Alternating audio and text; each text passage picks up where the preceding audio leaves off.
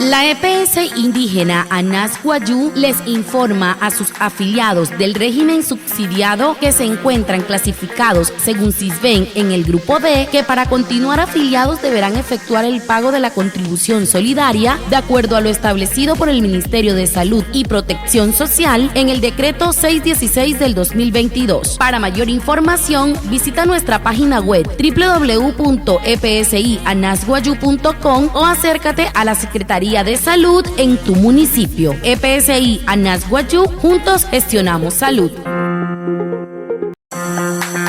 De EPSI que Anas Guayú, aquí hacenamos impulso a Nahmahan Consult régimen subsidiado Manaka, Napura, Hanainaya, Mactasmaka, Carlo, Casisben, Grupo de Macararihuna, Ayate Hanayaka, Guamay, Aguaran, Hanawane, Hukumus Nainara, South Canary, Contribución Solidaria, Monoi, Hutumarihuna, Otastuarihuna, es el Ministerio de Salud, Protección Social, Salud, Carlo, Decreto 616, Ohuyaca 2022. Hey, Harry, Monteja, en South Somente, Ushah, Pasulu, Notacachu, el Carlo, web, Naka, www.epsianasguayú.com o tamsia, Rutka, Pasulu, mi Secretaría de Salud, Eje, Waririhuane, Wairhuku.